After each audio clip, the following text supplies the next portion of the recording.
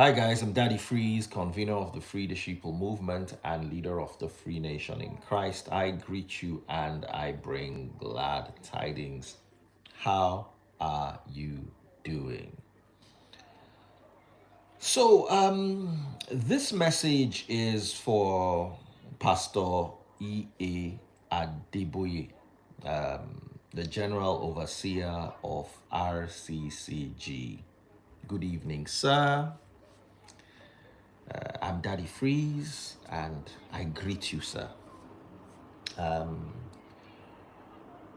I do not believe in being rude to our elders, neither do I believe in not being able to critique our elders. So I'm going to do this from a very polite point of view, and I'm going to share my thoughts on a recent statement attributed to Pastor E.A. Adeboye. I'm going to refer to Tunde Ednot's blog. That is Mazi Tunde Ednot. The post was made in the early hours of this morning,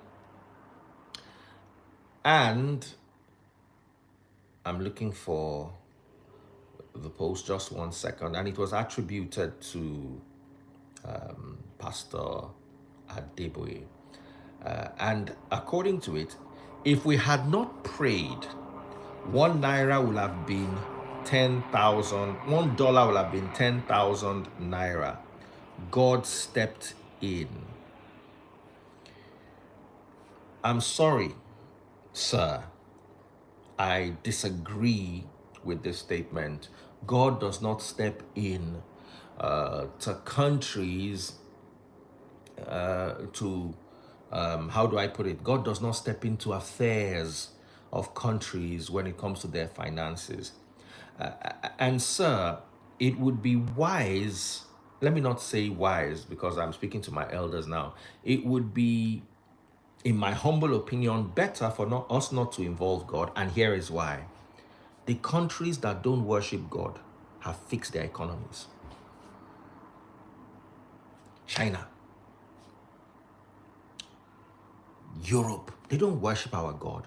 Japan, they don't believe in our God. So if our God prevented our naira from getting to 10,000, for our naira from $1 falling to 10,000 naira or rising to 10,000 naira, where it is now, can you compare it to Japan or Europe or even this UK? Last year, UK was declared predominantly irreligious. And they were able to a large extent, fix their economies. God does not have any interference when it comes to a country's economy. I don't believe that, and the data does not support this belief. And I'm saying this from a perspective of actually watching. Yes, Daddy Adeboye, I'm not one of the people that disagrees with Tinubu's or this present administration's philosophies and policies.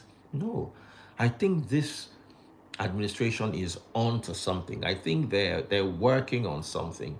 It is too early to give credit, as it is also too early to dish out blame. I'm not one of those people that are politically motivated or how do I put it, sentimentally maneuverable. No. But I can tell you for free, sir, that Singapore was impoverished in 1960 when we were a wealthy nation. Singapore is predominantly Buddhist. Now, the Buddhists don't believe in any God. Buddhism is a religion where they have no deity. So it is an atheistic religion, a religion that does not believe in God. Singapore was impoverished in 1960. Singapore did not get their independence until 1965. 5 years after ours. Today, within the same time that we went from where we were, the lofty heights where we were, crashing to the bottom of the oceans where we are now, Singapore became the second most powerful passport in the world. At a point, they were the first. I think right now, in the current ratings, they are the second. Meaning, if I had a Singaporean passport, I would be able to go to more places than an American or a Canadian or a British man with their British, American, or Canadian passports. Singapore was colonized by the same people that colonized us. Today, Singapore is doing better than the UK. And they don't have a God. Their religion does not believe in God. So you cannot, sir, in my humble opinion, say that it was God that interfered. God does not if it's like saying Nigeria wants to play against Portugal, and we are now praying for God. God doesn't work like that, sir. As long as we've not gotten our financial policies right, as long as we've not gotten our exports right, as long as we've not been able to fix the many drain plugs in our economy, there's nothing God can do. No matter how you pray, you cannot go and play against Portugal and win. If you win, it will be a fluke.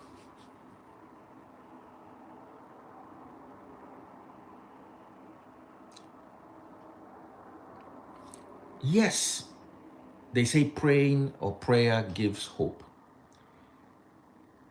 I'm not one of those people who buys into that philosophy. In my humble opinion, I believe prayer and religion gives false hope. All the countries in the world that were able to fix their economies, 90% of them are not praying countries. Prayer is not part of the Canadian financial stability. All Nigerians are rushing there. I want to go to Canada. I want to go to Canada. To Europe. You can't fix it with prayers. And the more we sell this prayer narrative, the more we deny the people the responsibility to take action. Let me tell you something, sir. I released a statement the other day. According to the current rating, the most prayerful country on earth is Afghanistan. Nigeria is the second. If you look at the list of the top 10 most prayerful countries on earth, they have one thing in common: poverty. Please, anybody, if you have your Google most prayerful countries on earth.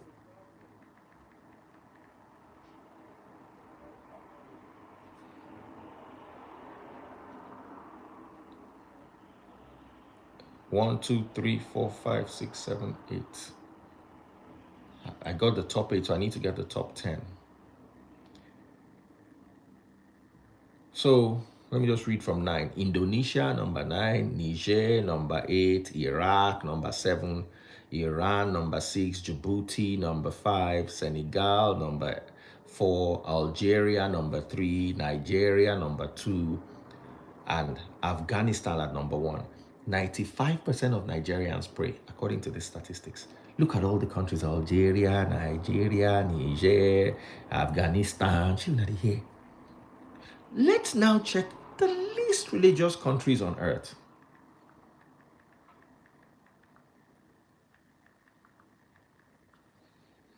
Least religious countries on earth.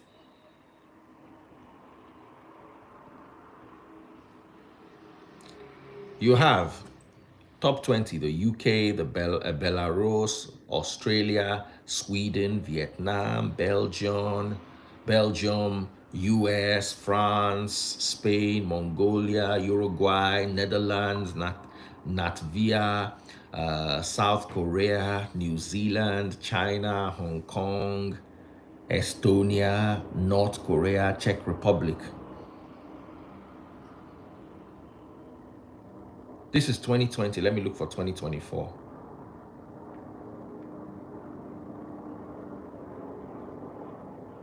least religious countries in the world, 2024. We have Czech Republic, Netherlands, Ireland, Japan, Canada, UAE, Sweden, UK, Thailand, and Vietnam. Canada is there. UK is there. Japan is there. Ireland is there. Canada. These are the least religious countries on earth.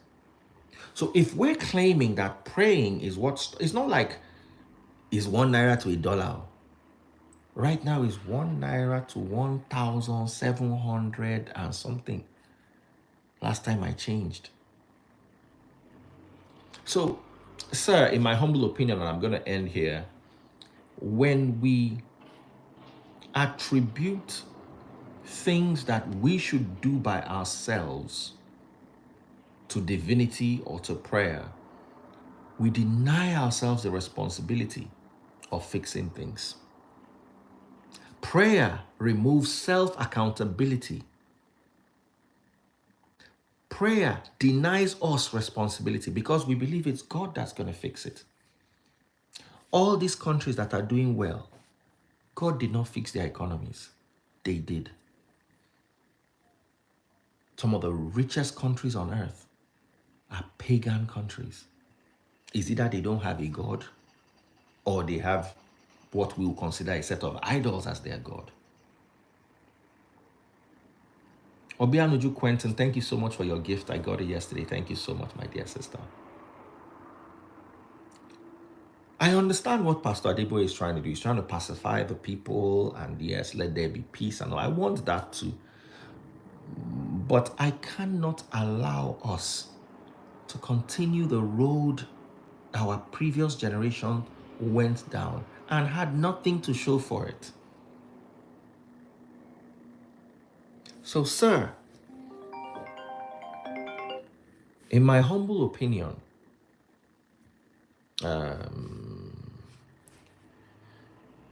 I think we need to put God in the equation of God, and we need to put work in the equation of work. That's just my personal belief. Prayer cannot fix a nation. Prayer is not part of the equation. If you do what you're supposed to do and you don't pray, the nation will work. Canada, Japan, China, they're all examples. Prayer is not even in the equation. Prayer is in the revelation equation. And what makes us superior to those who do not pray or have no God is that we can receive better revelations. But if they have better capability and ability, even with the little revelation they have, they overtake us. And sometimes God gives revelation to pagans if he knows that they know what to do with the revelation. A clear example is the case of Pharaoh. Jacob was sleeping in his tent, the prayerful Jacob. He was sleeping in his tent. And Pharaoh was revealing him, and God was revealing himself to a pagan Pharaoh, telling him what was going to happen in the next 14 years. To the point where Jacob had to go and beg for food from a pagan Pharaoh who could understand and utilize revelation. So God bless us all. Look forward to joining you guys later. And don't forget our Free Nation Convention is happening in the UK. If you're interested, do send me a DM so we can send you the address and keep you abreast with the situation. Take care, everyone, and God bless you.